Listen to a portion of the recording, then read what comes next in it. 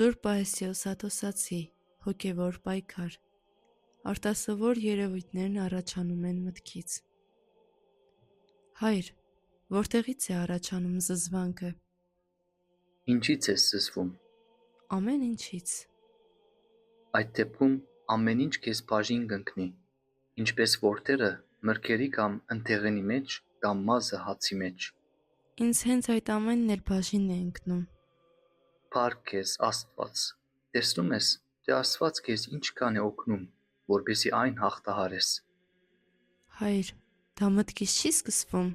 Ասենք քույրերից մեկը մազ է գտել։ Թող շպրտի և հարցը վերջանա։ Դա օրհնություն է, դուր այն ինձ, որպեսզի ես օրհնությունը ստանամ։ Սինայի անապատում մի վանականի հետ ինչ-որ տեղ էինք գնում, նրան տվեցի 2 թեղծ։ Տեսա, որ չի ուտում, ցանկանում էր լվանալ և հետո ուտել, և դրա համար պահում էր ձեռքերի մեջ, որպեսզի չթնի գրպանը, որ այնտեղից մանրէներ չանցնեն։ Նրա եղբայրը, որ 8 երեխա ուներ, ինձ ասում էր. նա ձեռքերը լվանալու համար ավելի շատ օճառ է օգտագործում, քան իմ կինը 8 երեխաներիս հետ։ Եվ ահա թե ինչ պատահեց. Սինայում ամեն մի վանականի տրամադրում էին մի բեդվին, որ նրան ծառայի և կերակուրը տանի։ Նրան ծառայող բեդվինը ամենաաղտոտն էր, շատ սև էր, նրա շորերից և ընդհանրապես նրանից շատ տհաճ հոտ էր գալիս։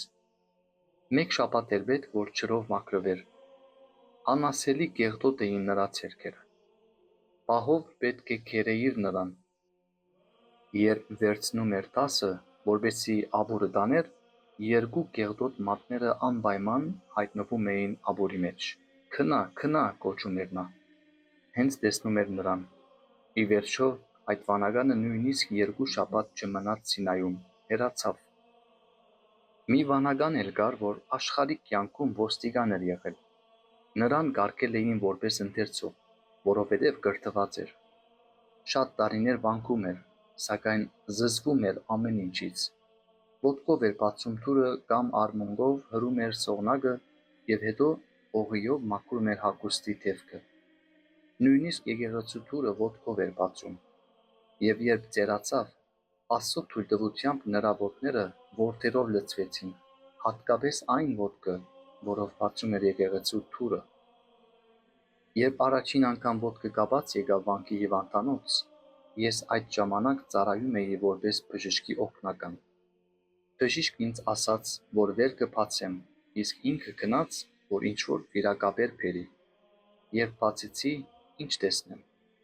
Օ, լեցուն էր որդերով։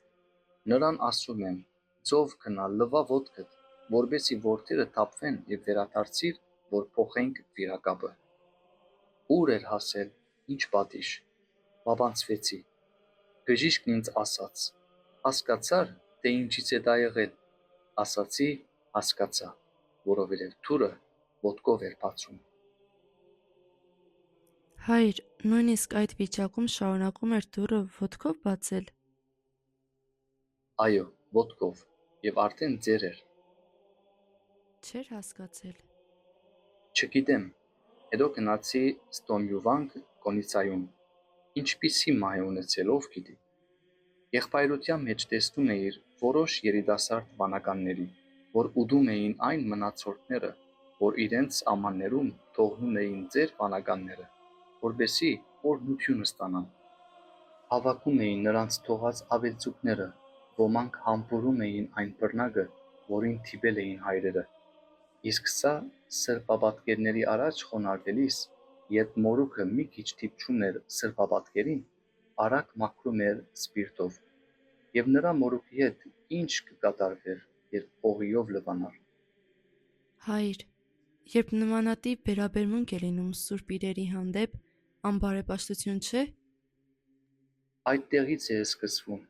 Հասել էր նրան, որ չէր խոնարհվում, որովհետև վախենում էր, թե միգուցե իրենից առաջ սրբապատկերի առջև խոնարհվածը որևէ հիվանդություն ուներ։ Այսինքն, որպեսզի մարդը չզզվի, չպետք է ուշադրություն դարձնի։ Մարդիկ այնքան աղբ են ուտում դա չտեսնելով, բայց եթե մարդը վախենում է հիվանդություններից կամ այլ բանից և խաչակնկվում է, Քրիստոս նրան օգնում է։ Խուցի մոտով ինչքան մարդիկ են անցնում, որ տարբեր հիվանդություններ ունեն։ Որոշ պարզ մարդիկ խաչակնկվում, վերցնում են հին բաժակը և ջուրը խմում։ Ոմանք էլ որ վախենում են, չեն դիպչում բաժակին։ Օրեր առաջ մի պաշտոնյա մարդ եկավ, նա այնքան էր վախենում մանրէներից, որ անընդհատ սպիրտով մաքրելուց ձեռքերն սպիտակել էին, նույնիսկ իր մեքենան օղիով էր մաքրում, ցավ ապրեցի նրա համար։ Գիտես թե ինչ է, որ պաշտոն զբաղեցնողն այդպես էր վարվում, նրան լոխում տվեցի, սակայն չվերցրեց, քանի որ ձեռքս կպել էր լոխումին, սակայն եթե տուփի մեջ էր լիներ, կրկին չէր վերցնի, որովհետև կմտածեր, որ տուփի մեջ էլ մեկ ուրիշ մարդ է ձեռքով դրել։ Վերցրեցի լոխումը, քսեցի նրա գոշիկներին ու կերա։ Ստիպված մի քանի անգամ նրա հետ այդպիսի կատակ արեցի, եւ այդ ժամանակ միայն մեծ դժվարությամբ ինձ հաջողվեց փոքր-ինչ ազատագրել նրան դրանից։ Այսօր էլ այստեղ եկավ մի աղջիկ, որը հիվանդանալուց վախենում էր։ Երբ ներս մտավ, օրհնություն չվերցրեց, քանի որ վախենում էր, թե կվարակվի։ Ես ուզում էի նրան օգնել։ Շատ օգտակար բաներ ասացի, իսկ նա այդքանից հետո հեռանալիս նորից օրհնություն չվերցրեց։ Ինձ ասաց. «Քո ձեռքը չեմ համբուրում, որովհետև զգուշանում եմ, որ մանրէներ չկպչեն»։ Ինչ ասես, այդպես քորշ են դարձնում իրենց կյանքը։